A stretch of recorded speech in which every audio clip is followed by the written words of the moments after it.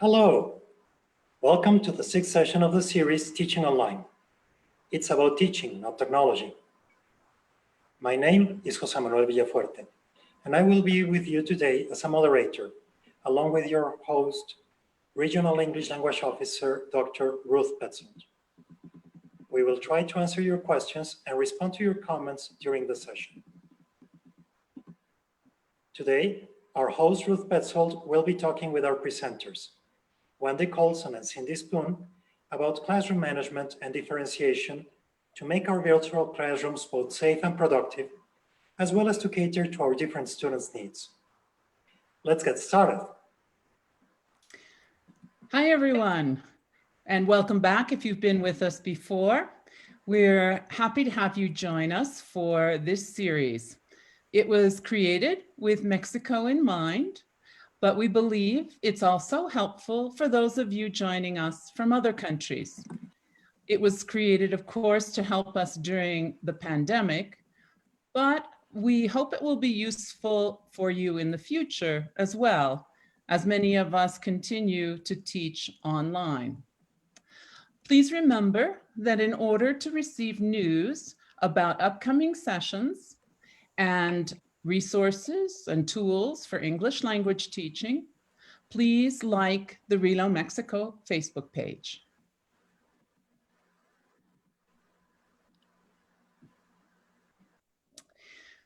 Today is already the sixth session of the series about teaching online. As you can see on our calendar, over our remaining 3 weeks, we'll be talking about how to manage and differentiate classes in an online classroom environment. That's today's session.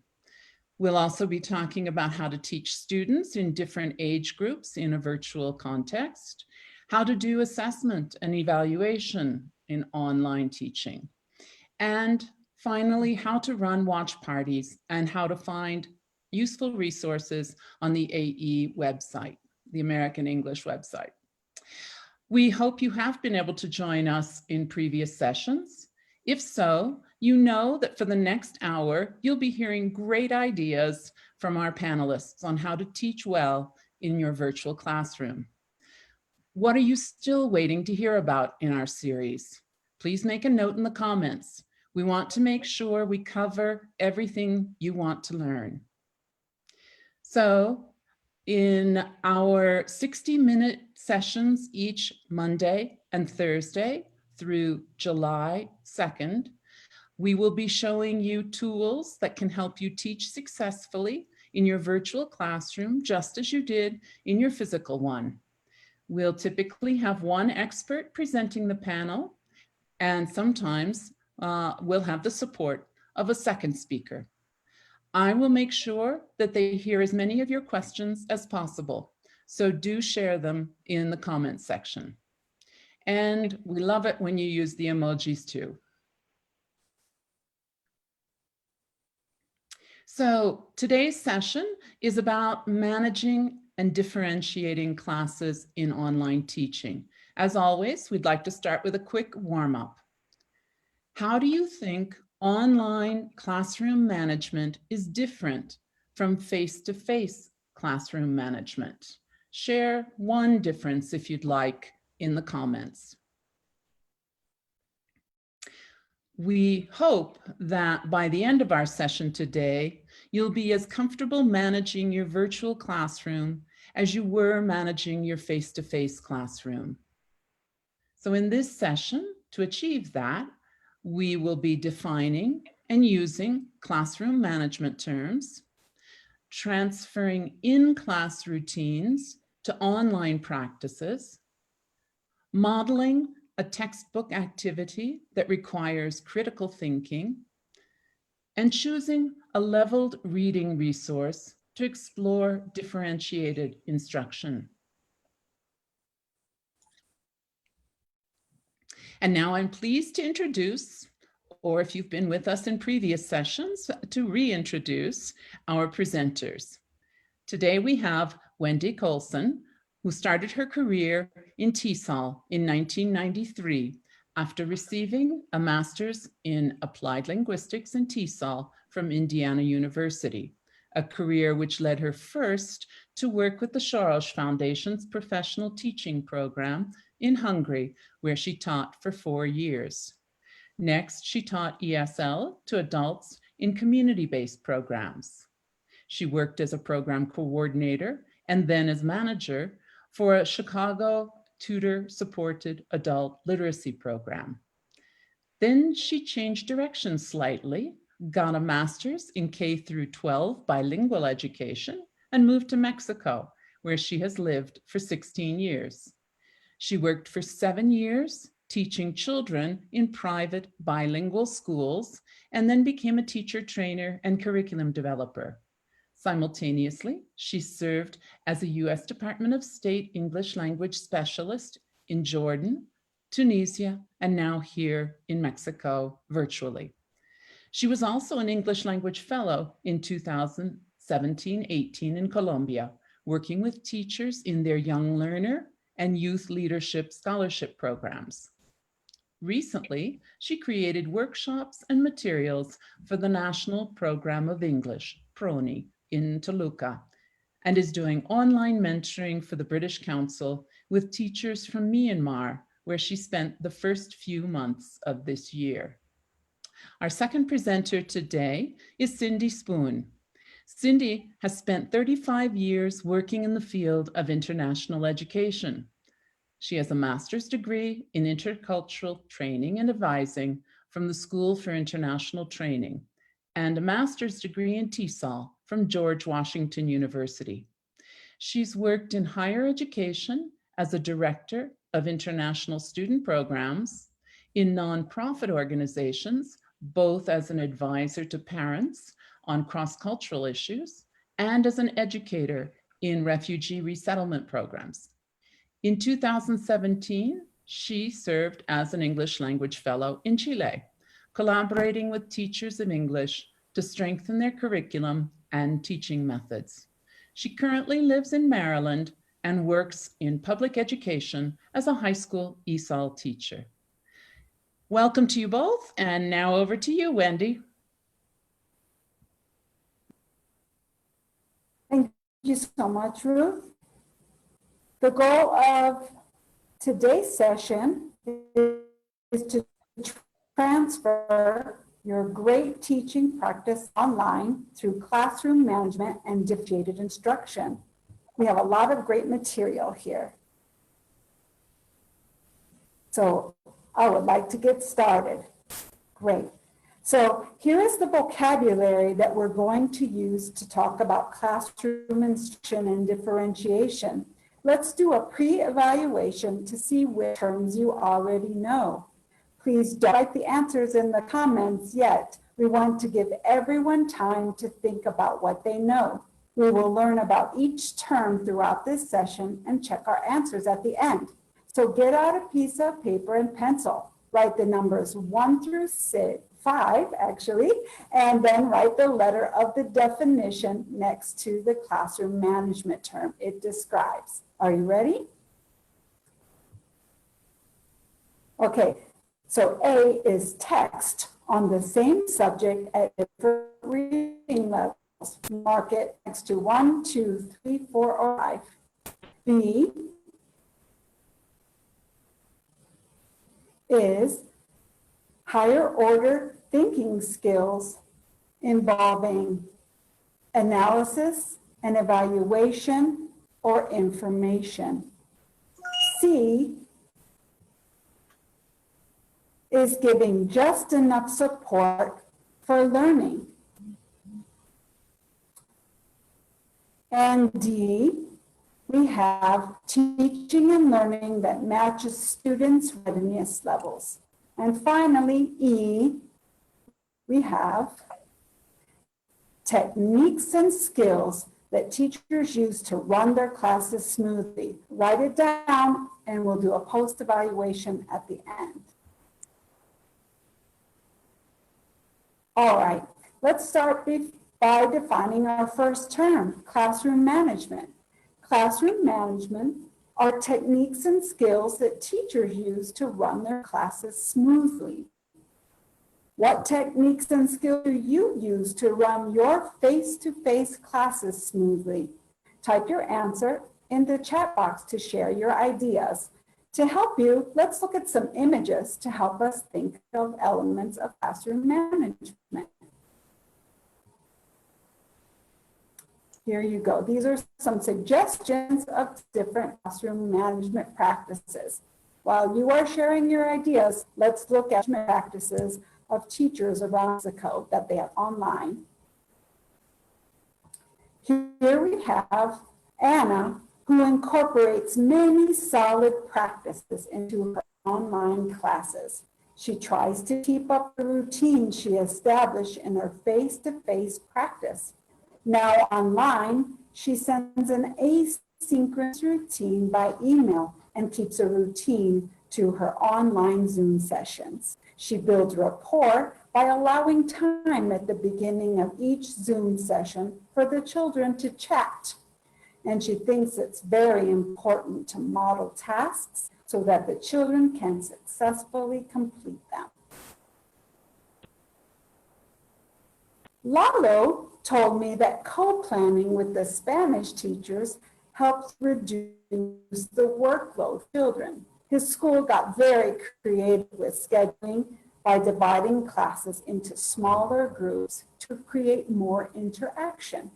They also start their Zoom classes in the afternoons to accommodate parent schedules. And like Anna, he says that modeling tasks in short videos helps them succeed. And he builds rapport by showing student-created videos at the beginning of his class. Is now a good moment, Wendy, to share some of the suggestions from our listeners. Wonderful. So we have lots of people mentioning setting classroom rules. We have a few mentioning the importance of a framework. I think that's a lot like a routine. We have somebody mentioning the importance of eye contact and grouping. Yes, that wonderful. And classroom roles. One last contribution. Great. Thank you for adding to this discussion. This is the place to do it, to share. Now, Abraham Ruiz is a secondary school teacher, and Abraham knows that rules for the internet etiquette or netiquette are important to teach his students. He told me that he spent one entire class teaching the tools for Zoom and that it was time well spent. He says communication is vital to help provide feedback and help to his students through WhatsApp or his blog. And for planning, he likes to use the flipped classroom approach. That is providing input outside of class and saving speaking practice for synchronous sessions.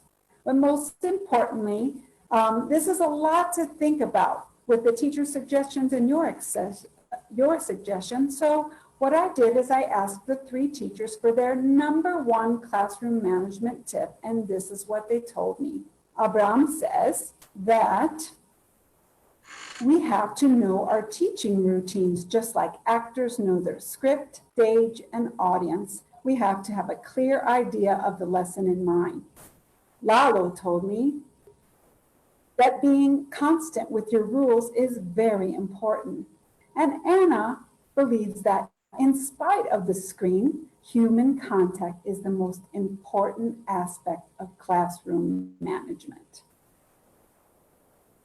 So I hope these examples, your examples with the examples of these creative teachers, help you to find solutions to some of the online management challenges you are still facing. The quotes on the screen came from the survey we gave during the first session. And those of you who are most looking forward to this session on classroom management and differentiation said that access, knowing what methods to use, connecting through the screen and finding ways to motivate your students through interesting topics remain challenging. You were also concerned about how to check for understanding at a distance. So these are the aspects of classroom management that we always take into account, whether we are face-to-face or online with our students. We will address each of your concerns with our tips, suggestions, and examples for online teaching. So let's first talk about access issues with scheduling, workload, and devices. Here are some scheduling tips to consider. Well, the experts say that 30 to 60 minutes of high quality screen time is about the limit, with some breaks after every 20 minutes and more frequently for young learners. Smaller sized groups is another consideration for creating more interaction and manageability with flexible class times, considering the work schedules of both parents and students. Keeping virtual office hours is highly recommended. Many teachers have told us that they receive WhatsApp messages at all hours of the day. So we can manage that by letting students and parents know the times that we are available. Well, right now, everyone is saying that less is more in terms of an online workload. Wouldn't you agree? We need to coordinate with other subject teachers to cut our assignments in tasks to about half. We are now in sort of a flipped classroom situation, as Abraham reported, meaning that students now need to do more on their own time. And we recognize that they are competing with other workloads at home. We need to understand that students are no longer committed to the 7 hours in the building, and they can hold a job and attend school at the same time. Another issue with access are devices. As we discussed in the previous webinar, we need to be aware of how your students are accessing your classes. My students in Myanmar are using their phones mainly. They might not have the same features or tools as I do on my laptop, and this can affect how easily they can access the curriculum, submit work, or interact during synchronous classes. If most of your students have no devices, you might want to think of some paper-based solution like we saw in the session on smartphones. And rapport, you heard that from 2 of our teachers. This means creating a warm, caring atmosphere in your classroom, which is an essential element to teaching during the pandemic. Now, we can do simple things like starting each class with a check-in. So let me ask you teachers, using this feel wheel, how do you feel today? You can do this as students enter the Zoom session, or ask the whole group and have them respond in the chat box, or even in a shared document you have sent them. You can see on this feel wheel that the basic emotions are in the middle and are associated with a color. We can help our students express themselves in more subtle ways according to their level of English and teach new vocabulary at the same time. So look at this, Maslow's hierarchy of needs. Where do you find check-ins on this pyramid, on this hierarchy? Take time to assess where they are and how you can help.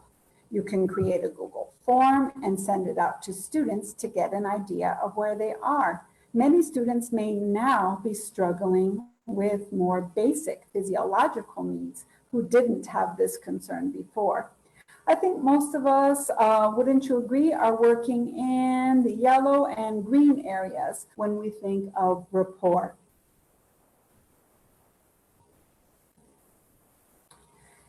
So praise, be proactive in offering praise and be specific. Let's look at this screen. For Anna, we want to say thanks for muting yourself right away to encourage these online etiquette. And for Miguel, I appreciate how you explained that task to Juan. That was very helpful. Students want to be noticed. Make sure you're are noticing them for their appropriate behavior and not calling on them when just they're struggling or distracted. Here are the examples that I've read to you. Okay, we're going to move to number 3 for classroom management, rules and routines. I can see a lot of you nodding your heads. This is very, very important.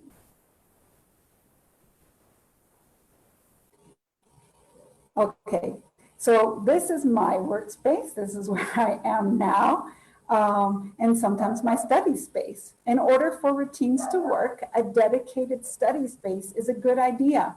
Now, there are different considerations for online synchronous learning. We have to think about noise, distractions, do we have our materials ready? And this is true for the students too. So take time to talk to your students about where they are sitting and when they access the online session. Can they think about noise and space too? What factors enhance learning in my space? Look at my space. Can you identify any possible distractions? Well, this is an idea I got from a podcast I listened to on Shake Up Learning. So what some teachers did is to prepare students for at-home learning, the teachers posted their workspaces and talked about the features that helped them work. It's like a think aloud to help students identify where the best place in their home is for study. What do you think about my space?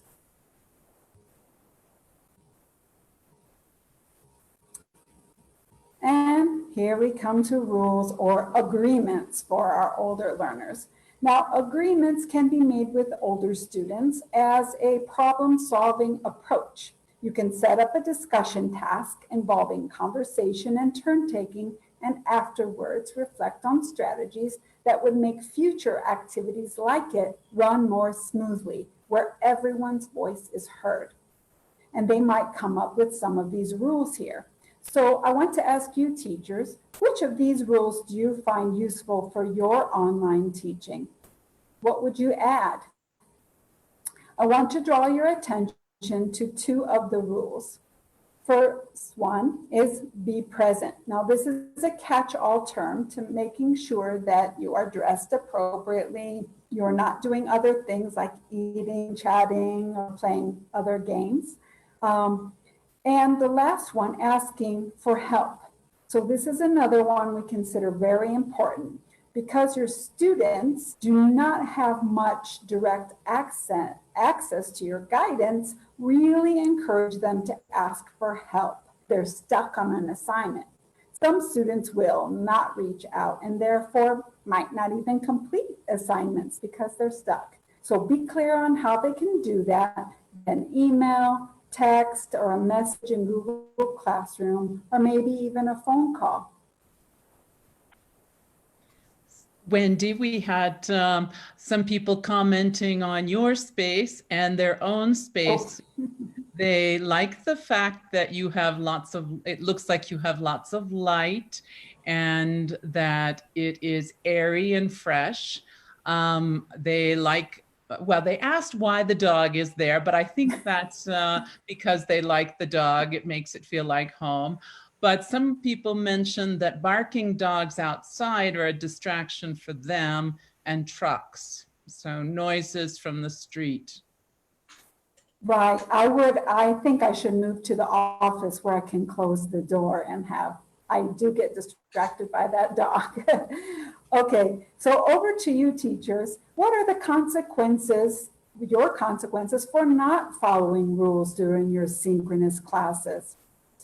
As you remember, Abraham said that if his secondary students constantly interrupt the sessions, he removes them and does not allow them to return until they can tell them how they will behave, how they're supposed to behave. He also notifies parents. Now, these are middle school children. But what is also important that Abraham tries to set them up for success by dedicating an entire session to learning the tools and etiquette. He says that the students become fluent with the tools and routines after about 3 to 4 sessions. So give them time. Okay, routines. Lalo has 8 steps to his synchronous routine. Keeping an instructional routine helps you organize your classes. And when students know what to expect, they can move from activity to activity with greater ease. This is especially important since there is less built-in structure now. As you can see here, after the greeting, Lalo builds in some social time. In his 1st and 2nd grade, students want to show new things, tell about their day, show their pets, their new pajamas. This is followed by an opening verse or a song to get the children back together and focus on the class, which gives a strong start to the class. I'd love to hear about your routines. Now, Anna shows us asynchronous routines are also possible to help our students get organized. Anna transfers some of hers into the home since she only sees her students for about 60 minutes per week. This is part on the screen is part of an AC that she sends to her parents every day. She is working with very young learners.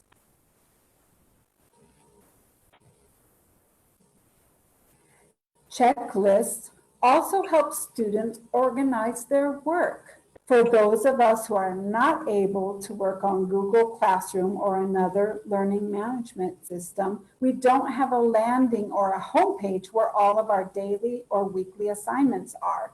Weekly or daily assignment checklists can help with that, as you can see here on the screen. The teacher can send them out before the start of the week or the night before. Students can learn to read them, check them off as they go along, and review them at the end of the week or day to see if they haven't missed anything. They can also help students get organized for their synchronous classes. You can list things like needed materials, remember to charge your battery, locating the Zoom link, and other readiness items.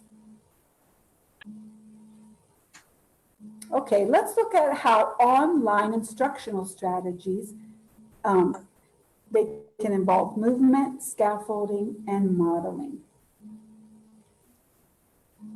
Okay, I'm sure you now know the importance of movement for your students' optimal learning as they are spending more time in front of the screen, sitting down. Experts say that getting up and moving away from the screen for as little as a few seconds can refresh the brain.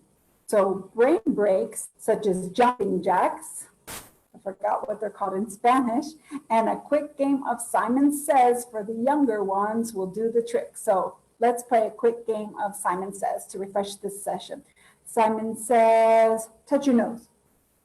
Simon says, touch your head. Touch your ears. Simon didn't say. Just a quick game of that can help refresh the entire lesson. We'll talk about the next two on the following screens. A scavenger hunt is a game usually held outdoors as a competition in which teams collect or hunt for various miscellaneous items. Now, many teachers are doing these now either as warm-ups, brain breaks, or vocabulary reviews. It's basically a finds now turned into a find something that. So right now, look around you. Oh, we jumped the gun. So right now, look around you, and I want you to find something that, type it into the chat, begins with S, the S sound. Okay, you can also have students take a picture of it, but for now, write it in the chat. Great. Let's see if you find something else no one else does. Okay, now find something around you that is shiny. Look around, type it in the chat. Okay, it's fun to have the young learners get up and do this, but think of this is how we'll do it. Now, find something you use every day. Type it in the chat. Well, this is a nice game, especially if you can get them up moving, taking pictures, coming back, and you can extend it perhaps with the type of show and tell related to your topic.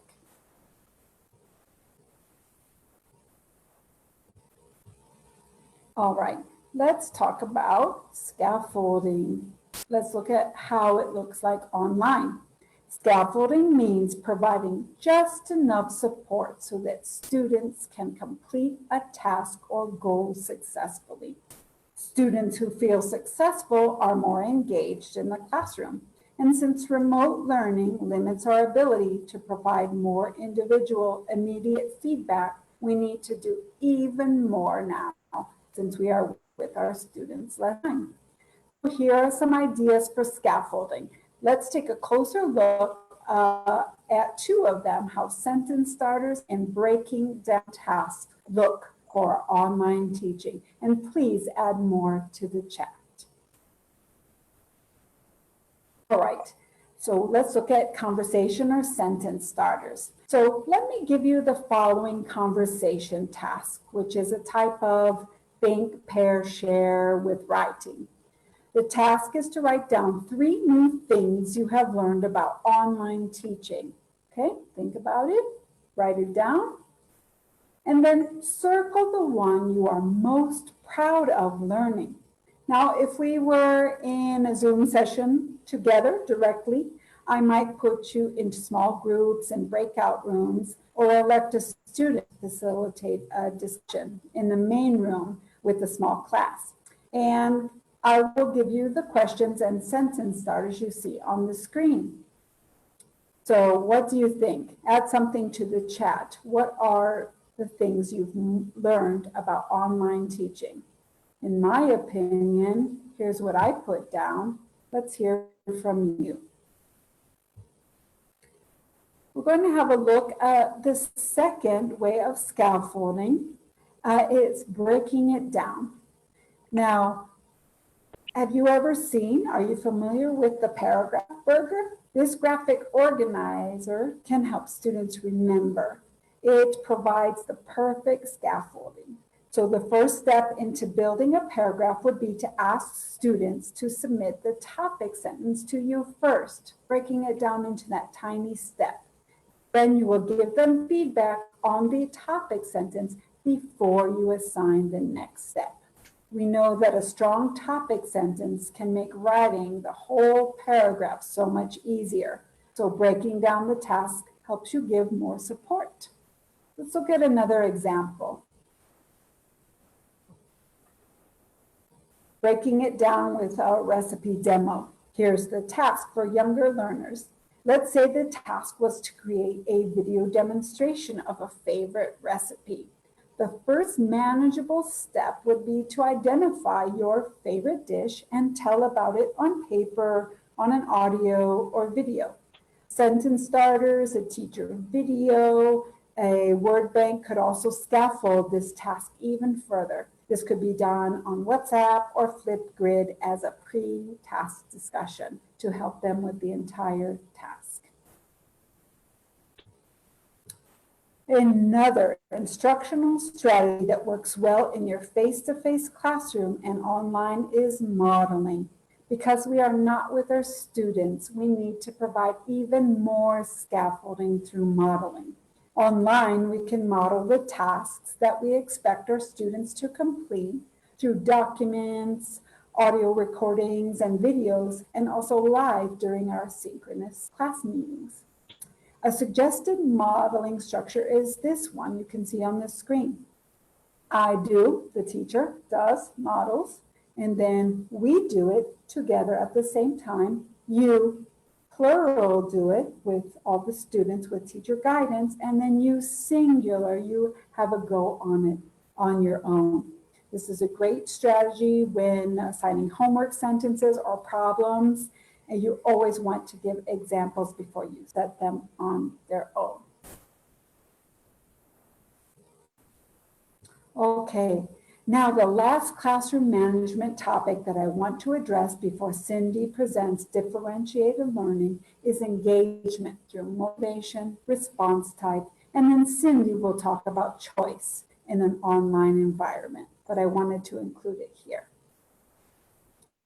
Ooh, motivation. This is the million-dollar question. How to engage students through the screen. We know that sometimes they can spend hours on a game or watching videos, but how do we motivate them to learn English and engage them in the activities that we plan for them? Well, one way is through their own interest. This is just a brainstorm, this whole list, a menu for you from my experience as a teacher. And have you tried anything from this menu? And please feel free to add. We'd love to hear from you in the chat to add your experience. So I just want to highlight one of my online favorites from each of the categories, okay? So younger students love to do surveys about favorite ice cream flavors and food. And now that they don't have much contact with their peers, they can do in-depth surveys of different family members. And if you go back to Cindy's presentation on Google Forms and Google Apps, they could represent those graphically as well. And in the second line, using props at home, such as hats, ties, wigs, and maybe the odd lightsaber, could help your students illustrate a key or favorite scene from a book or story. They could also do this with family members, setting it up, pets, make scenes with their toys, or make Play-Doh, something they can make at home and set up different scenes. And the third category of games, Cindy showed you many creative ideas, and you added to that discussion as well for tic-tac-toe. Heather mentioned very fun quiz games, Kahoot and Quizlet, and I want to draw your attention to the classic game Back to the Board and how you would play it online. Okay, so Back to the Board is a guessing game where a volunteer student, this is in our face-to-face classroom, stands with his back to the board in a classroom. For the online version, either a student can turn away from the camera and you can show a flashcard, picture, or object, or send a word through the chat to only one participant. The student must guess the word by asking questions or listening to a description. Other students take turns providing the descriptions or responding to those questions. Now, let's play. Since none of you can see me nor see what I have in my hand here, I will describe this object for you to guess, okay? Now type in the comment box once you know what it is. Ready? It's an animal. It has wings. It flies and swims. It has a big flat beak. And the one I'm holding is yellow. What is it? You're right. It's a quack, quack, a duck. Did you get it? Oh, it doesn't take much to try many variations on this game. Have you tried it? What do you think? You want to try it? Okay. Now, let's look at response types. Getting students to respond in different ways can also be engaging. They can interact with the class in simple ways, as you've done here with emojis, just moving their thumbs up and down. Holding their notebooks to the screen can be the easiest way to do it, but just add a variety. Or they can use sophisticated annotation tools on Zoom. However, I would like to mention online exit tickets and make sure you know about this concept. Well, in a face-to-face classroom, an exit ticket can be a note card or a slip of paper where they fill out a question about what they learned that day. Now, I used this in my third grade bilingual classroom, and what I did before lunch is say a mental math problem and choose a student. And once they answered that, they could go out and wash their hands. So this really worked for me. Wash their hands for lunchtime. So online, what you could do is ask questions to students and they can write it in the chat.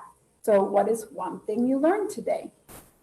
You can write that in the chat. Or you can put students in breakout rooms in groups and come up with an example of something. Let's say you were talking about prepositions and they have to come up with an example of something like between, okay? Or individually, you can ask that they could show an example of prepositions with the things they have in their house. Or they can do it with a drawing or a photo. Please share your online ideas for exit tickets. It's a great way to assess learning and get in yet another response type before you close your class for the day. So now on to a challenge.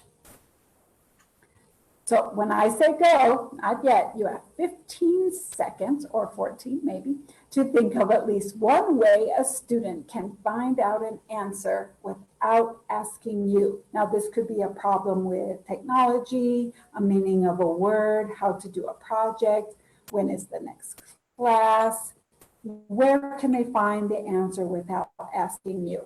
Okay, ready, set, go, type.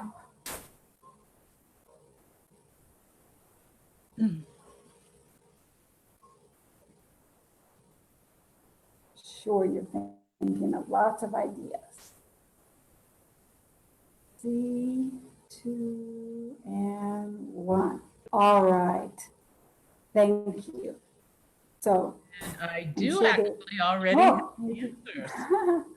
So okay. Ask another student, check the website, use a dictionary, Google, of course, ask each other, check an online dictionary, ask a parent, check their book, and writing it in the chat box and see if somebody will answer. Good. Great. So I want to leave you with one last thing before Cindy highlights a very important aspect of classroom management. So this is it's called 3 Before Me, and sometimes they say C3 Before Me, a strategy to encourage autonomy. So why is this important in this session? Because even when we give feedback, we need to encourage our students to ask for help. And even if we hold office hours, we are still with the students, just a fraction of our normal school day. So we need to teach them important strategies like problem solving. So you can see they have to consult 3 things that you just mentioned before, look at number 4, before me, okay? Now handing it over to you, Cindy. Thank you so much. Thank you, Wendy. I'm so happy to be joining you, and thanks for sharing so many of those great aspects of how to make our classroom run more effectively. So I'm sharing this cartoon with everybody. It may be familiar to everyone. It shows a group of animals representing our students who come with all different kinds of skills and strengths. And yet the teacher here is asking them all to do the exact same task. The exam is to climb a tree. So we know the monkey's going to be wildly successful and the penguin not so much. So let's talk a little bit about what differentiation is. So this is a great explanation for differentiation. So it is when you modify instruction, either by changing the content you're providing students or changing the process, which is how they interact with it, how they produce knowledge, or you can modify the product, what they're showing you as a result of their knowledge. They're showing you their understanding with this product. And the way you're going to decide what you're modifying is based on student differences. And I'm going to talk a little bit more in depth about those differences in the next slide. And of course, all of the differentiated instruction is going to use some student-centered, meaning-making instructional strategies. So the reason we differentiate is so that every student can feel successful, because a successful student is less likely to be disruptive in the classroom. So we want to differentiate based on the differences of our learners. So we know that Our students are going to differ by their background. What knowledge did they bring with them into the classroom already? And their age and their interest. Do they like sports, or are they interested in music? And then we want to think about their learning styles. Some students are much more interested in movement. They're kinesthetic learners, and other learners learn through interpersonal interactions. They like discussion or working in pairs. And another difference is a student's readiness to learn. This could be based on situations in their home life. Maybe they're struggling with personal issues, or how much foundational skills they have already in different content areas.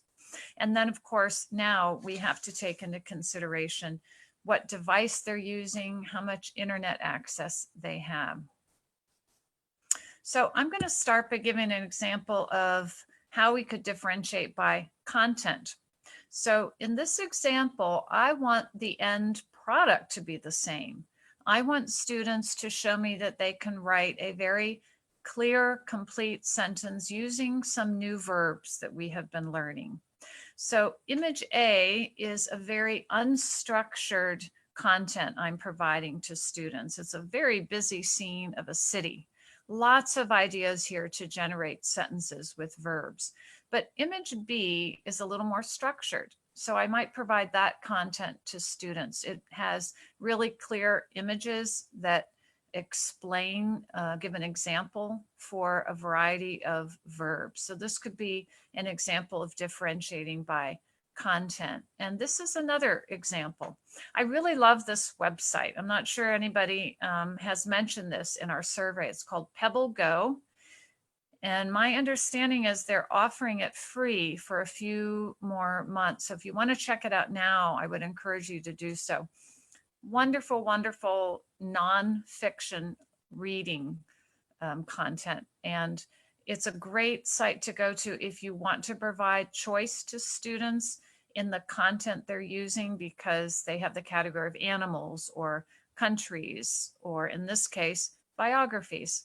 So again, the final product's going to be the same. Every student is being asked to write a summary essay about a person that they've read about, but you could let them choose whether they write about an athlete, or they write about a musician, or maybe they're interested in inventors.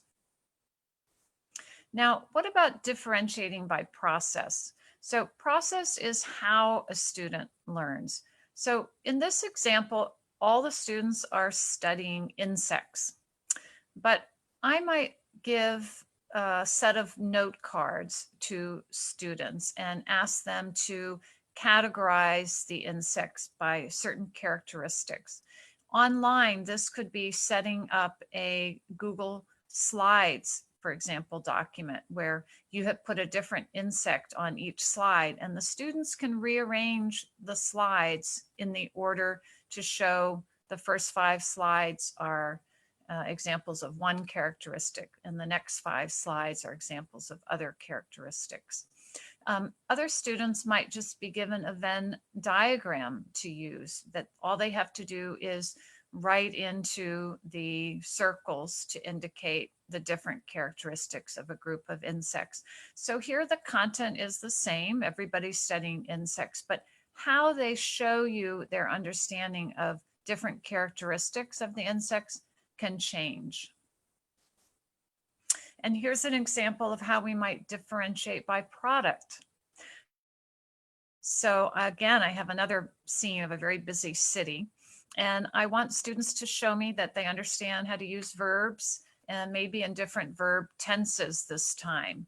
But now they can choose the product that they will have to show their understanding or their ability to use those verbs. So in this case, I might allow a student to write a story about this picture and require that the story has 10 different verbs in it. Or you could ask a student to create a game where that they could even play with classmates. But again, somehow the game has to require their use of verbs. The third choice is to have a student give a presentation in class, and maybe they pretend to be a travel agent and they're encouraging somebody to come to this city. So this is an example of how you can differentiate by product. And another thing that you can do is create a menu board. In this case, I've created a reading menu. So students have been reading the same story, but you choose the way, the things that you want to offer. So students may have a choice of 6 different ways to respond to the story, but you get to choose what those options are. So in this way, you are still controlling them showing their understanding. So just for example, the yellow choice here says, which was your favorite character and why? Somebody else might draw a storyboard for one conversation between the main characters. So allowing students to have choice, they will often already understand for themselves how they learn, and they'll choose an activity that is allowing them to be successful. Is this So, a good moment, Cindy, for a couple of questions? sure. First, someone would like an example, if you could, of practicing verbs with the picture. Going back to that example of the busy city scene, I might tell students that they have to describe 5 actions that they see. I know in that one picture, let's see if I can go back to that picture here. Let's use this one. I might say, the boy is riding a bicycle.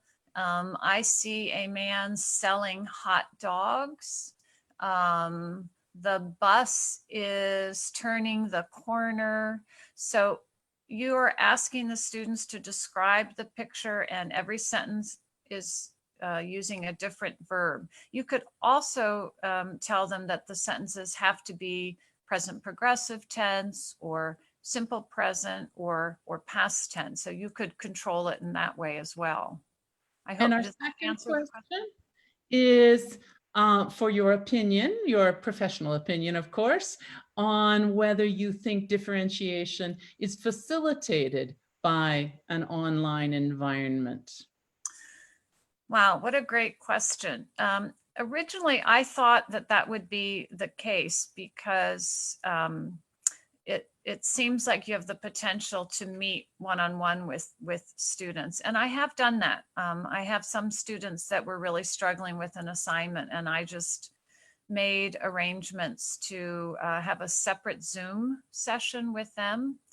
I don't know that it's that much different, though, I have to say, from in class. I was already using Google Classroom, so I could send out an assignment individually through Google Classroom, even when students were meeting with me in person. But you can certainly still do that now online just as easily. And I'm going to show you in a minute just a few reading options as well that would allow you very easily to differentiate by what you push out to students in an assignment. So I hope that answers some of those questions.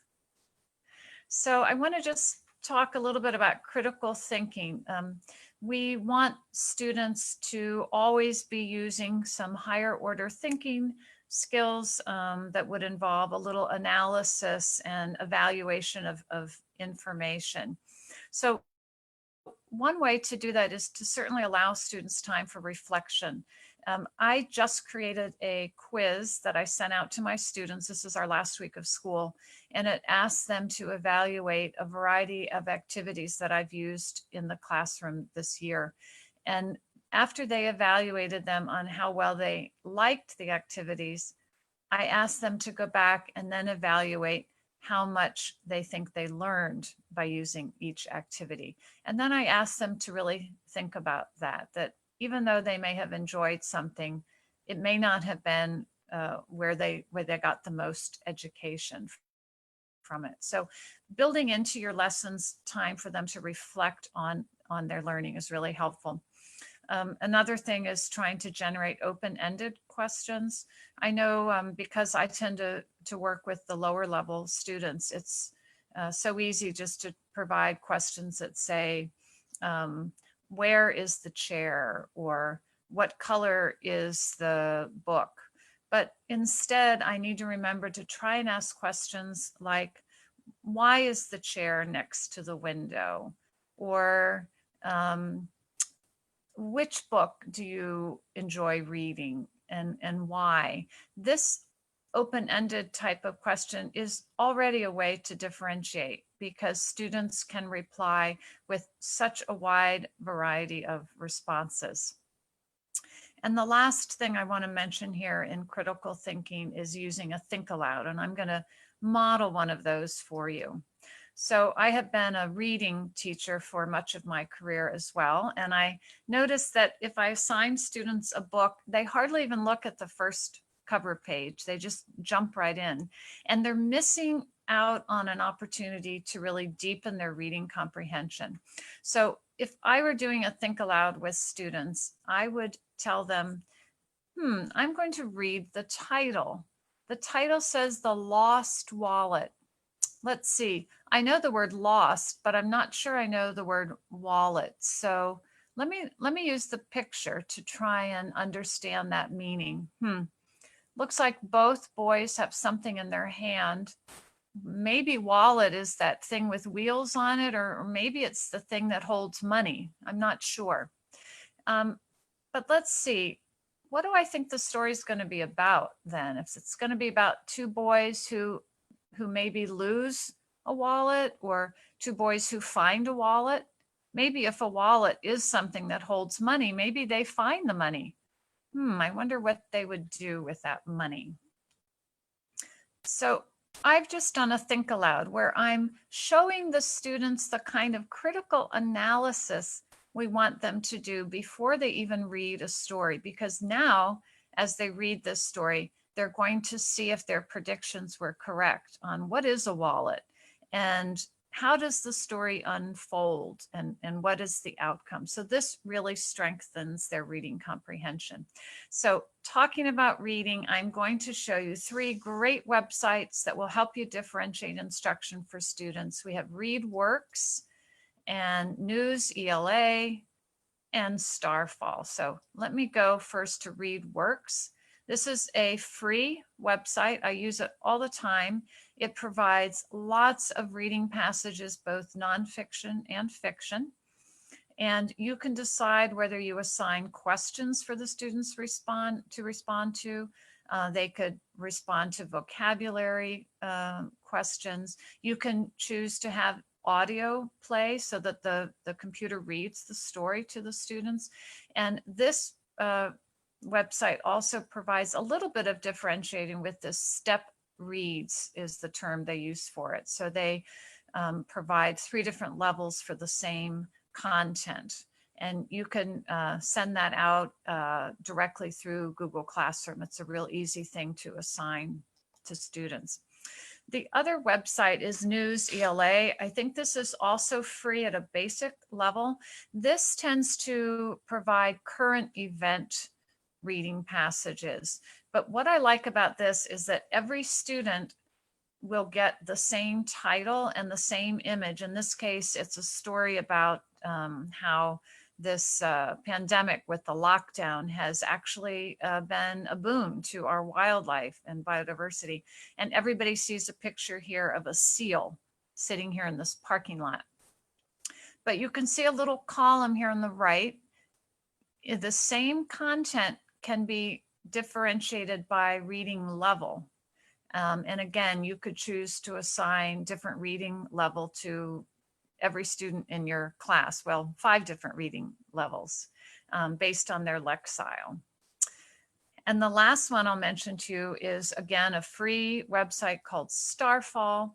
It's focusing on phonics and very foundational skills. But I love this. I use this even for my high school students because it allows you to click on pictures to make them interactive.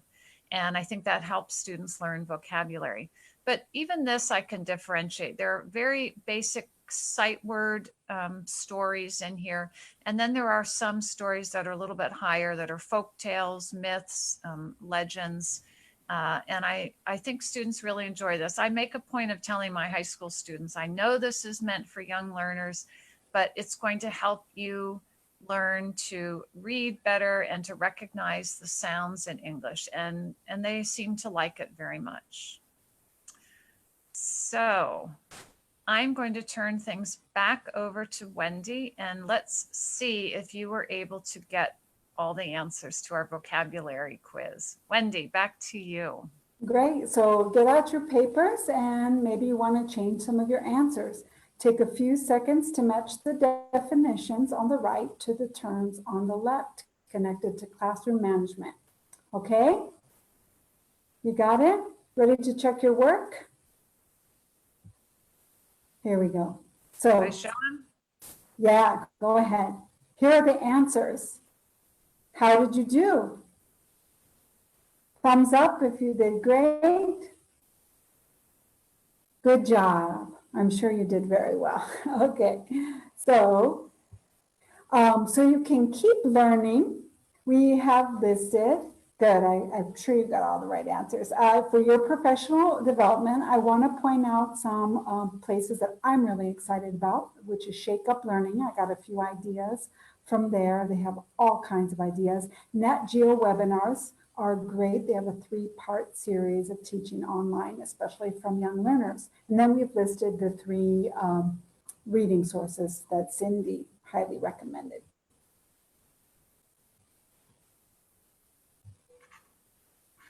Great. Thank you both, Wendy and Cindy, for this excellent session today on managing classes and on managing classes in an online environment. It's great to have all these tips and new resources. In today's session, we featured some Mexican teachers who kindly agreed to share their ideas and best practices with us, and we're very grateful for that. If those of you who are watching now also have ideas or best practices that you would like to share, please put them in writing. We'd love to have them as well. Put them in writing and send them via email to the address you see on the screen, relomexico@state.gov. Please include a picture or 2 of you in action. Relo Mexico will review every submission we get with the help of our specialists, Wendy, Heather, and Cindy.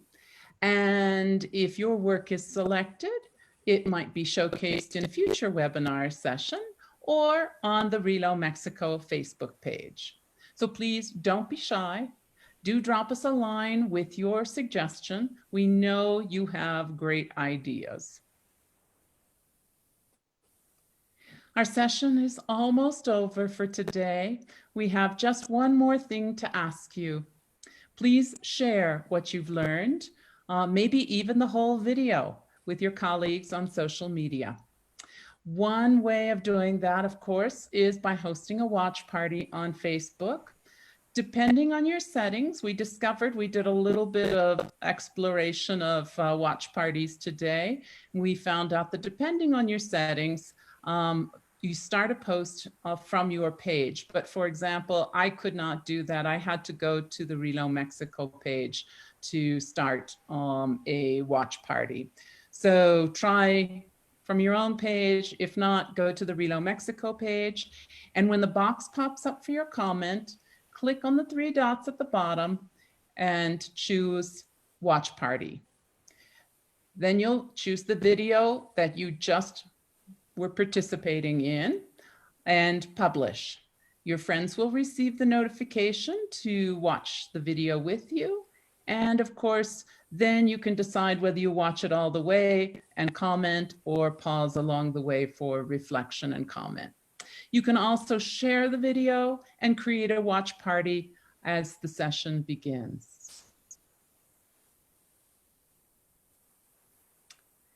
So next time, Wendy, tell us what we'll be talking about. Great.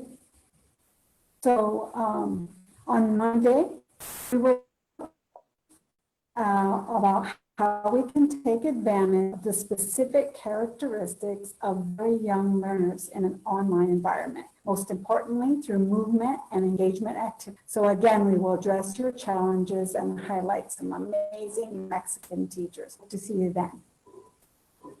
Great. Thank you, Wendy. And thank you, everybody, for joining us today. Thanks for all your comments and your emojis and your enthusiasm. We look forward to seeing you on Monday, June 15th, for our session on teaching young learners online. Until then, stay home and stay safe. Bye-bye.